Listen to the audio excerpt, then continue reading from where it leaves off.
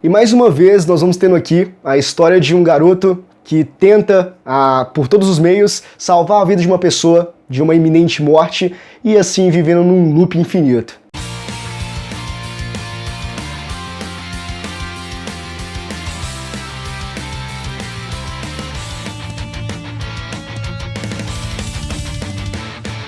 Sejam todos muito bem-vindos a mais um vídeo aqui no Meu Mundo Otaku. Meu nome é Wellerson, tudo certo com vocês? E hoje eu quero comentar sobre o mangá Psyche Mata Shiteno, que é uma história sobre loop temporal de uma garota que acaba morrendo.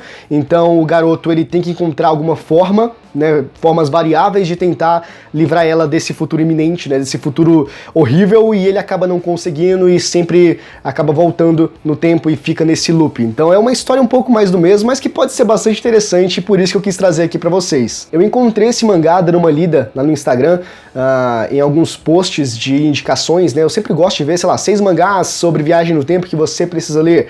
Então eu geralmente curto bastante encontrar mangá por essas indicações e gosto também de trazer aqui pra vocês, Quando o mangá eu acho que ele tem potencial, alguma coisa assim do tipo, principalmente quando ele não é tão famoso, Quando ele não é tão popular, que é muito conhecido, muito visado, e aí eu acho legal de tentar fazer com que ele alcance o máximo de pessoas possível. Por isso que eu trago aqui pra vocês, pra poder recomendar, porque talvez seja interessante, talvez seja bom outras pessoas conhecerem também o título, então eu acho legal essa parada de recomendar mangás que não são tão famosos assim. E é o caso de Psyche Mata Shiteno, que é uma história, eu posso dizer, um pouco mais do mesmo, mas que talvez tenha o seu potencial, seja interessante, E basicamente a história é sobre dois personagens que são amigos, talvez um casal em potencial, eu não sei, e em um determinado dia, quando eles vão para o lago, a garota acaba sendo atropelada por um caminhão, e o nosso protagonista, ele simplesmente volta no tempo, ele acorda no mesmo dia e começa a viver tudo novamente. É interessante, a premissa básica é essa,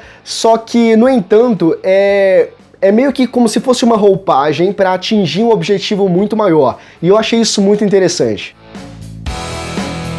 Talvez a história principal mesmo, talvez o que o mangá queira transmitir ali pra gente é sobre futuro, é sobre decidirmos ser alguém na vida, sabe? É sobre termos ambição, é sobre termos sonho, sobre querermos alcançar alguma coisa. E a gente vê isso acontecendo com o nosso protagonista, inclusive no primeiro, na verdade na introdução do mangá, antes de começar de fato a história, o mangaka, o autor, ele vai brincar um pouquinho com o protagonista com a questão de, peraí, quer dizer que eu sou o protagonista dessa história, mas por que eu? Eu não tenho objetivo, eu não tenho sonho, eu não vou conseguir fazer o que um herói de mangá consegue fazer, então tem que ser outra pessoa, eu não quero fazer isso. Então fica muito claro, desde o início ali, o autor, ele já denota pra gente o que nós vamos encontrar, pelo menos com o protagonista, A gente vai encontrar basicamente a personalidade dele, como ele é, como ele se comporta, e basicamente ao longo do primeiro volume, porque essa é uma primeira impressão, tá bom? Então tudo que eu tô comentando aqui é com base no primeiro volume somente, se você conhece a história, tá?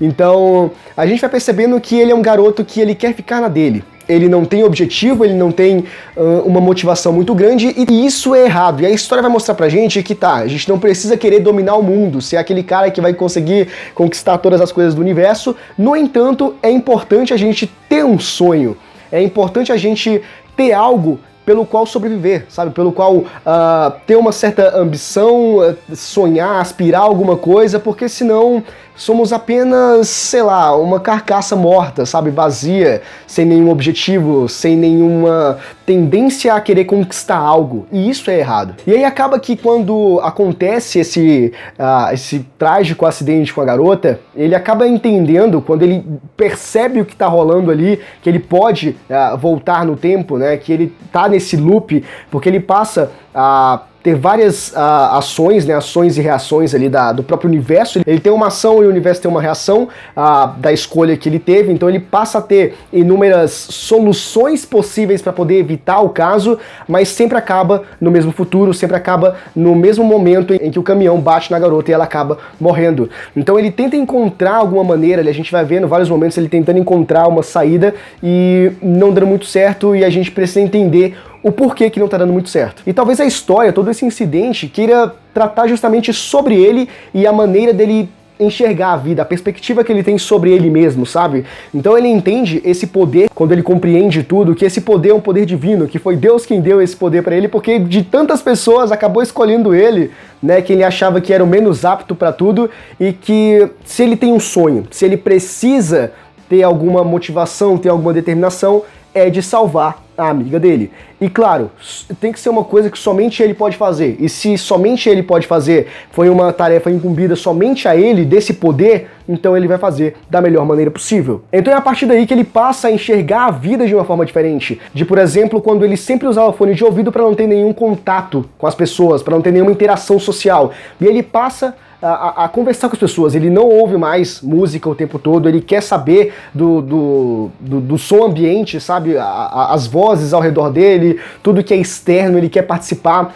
Antes ele fugia de alguma coisa, sabe, poder fazer o bem e você não faz. E agora ele pode fazer o bem, ele vai lá e faz, mesmo que talvez não dê muito certo, mas ele vai fazer porque agora ele entendeu que ele teve uma segunda chance de poder ser alguma coisa, de poder fazer alguma coisa e, claro, sobretudo, de salvar a amiga dele, que eu acho que é a parte fundamental, é o mais importante. E basicamente é sobre isso, a gente vai vendo as várias maneiras dele tentando salvar ela e nada dando certo. Também tem um pouco de conveniência ali do roteiro, né? A narrativa força um pouco. Tipo, por exemplo, ele vai tentar bloquear a passagem para eles irem para o lago, que é onde acontece o negócio. Ele cerca, ele fecha, na verdade, com arame e a garota tira um cortador de arame da mochila. Por que ela tem isso na mochila? Ninguém sabe. Conveniências de roteiro. Mas isso é meio óbvio, que é um mangá, é a história mostrando pra gente que não importa o que ele faça, se não for a escolha certa, se não for o caminho correto, não vai surtir efeito, não vai dar em absolutamente nada. E claro, como eu comentei, é uma questão de talvez seja mais do mesmo, por conta de nós conhecemos essa história. Isso lembra bastante o Takemichi Ahina, de Tokyo Revenger. Se você leu o mangá ou assistiu o anime, você sabe que foi basicamente isso. O Takemichi tentando salvar a Hino a todo momento, e no final nada dando certo, e ele voltando no tempo pra tentar fazer tudo novamente. Ou, sei lá, talvez ReZero, que trabalha essa questão do loop. Erased também trabalha com isso. Então é uma narrativa, é uma temática que a gente já conhece bastante. No entanto, o que pode ser diferente, o que pode ser interessante e promissor são as respostas, que a gente ainda não tem. A gente teve um diálogo entre eles que a garota falou uma espécie de promessa, se ele esqueceu da promessa, não sei que promessa é essa, talvez possa ser fundamental para solucionar o problema, enfim, mas a grande sacada do mangá talvez esteja em descobrir por que tudo aquilo está acontecendo, sabe? No objetivo principal, o que ele tem que pensar, como ele tem que se comportar, aonde ele tem que chegar para conseguir resolver esse problema. Então talvez isso seja interessante, acompanhar essa jornada possa ser que vale a pena, não sei. Aparentemente eu acho que ele está completo com 15 volumes, mas aqui no Brasil, se você for ler por alguma scan, ele só deve estar até o capítulo 50 ou 60, então se você realmente quiser terminar o mangá, vai ter que partir, vai ter que migrar para uma scan gringa, e aí eu não sei se vale tanto a pena assim. Então você vai precisar ler pelo menos o primeiro volume para você saber se vale a pena todo esse esforço. E Psyche Matashite no é basicamente isso, a história é essa. Eu acho que vale a pena, pelo menos, como eu havia comentado e reitero agora, ler o primeiro volume. Possa ser que vale a pena, tá? E você se engaje ali na história, enfim, mas dê uma chance aí porque eu acho que vale a pena. Uma história talvez, de fato, mais do mesmo, mas as respostas podem ser fundamentais para mudar tudo, sabe? Para você decidir se de fato é um mangá muito interessante mesmo, porque o plot principal que nós temos ali não é nada novo, mas o singular dele talvez sejam as respostas para todas as questões que estão permeando a narrativa. Então talvez valha a pena você dar uma chance para ele, beleza? E esse é o final desse vídeo comentando sobre Psyche Matashite. Se você chegou até aqui é porque provavelmente você gostou, então eu peço que você deixe seu like porque é muito importante, se inscreva no canal e ative o sininho das notificações para você ficar por dentro de todos os vídeos futuros que a gente enviar, tá? E deixe aqui nos comentários o que você achou deste mangá, se você gostou, não gostou, se vai dar uma chance ou não.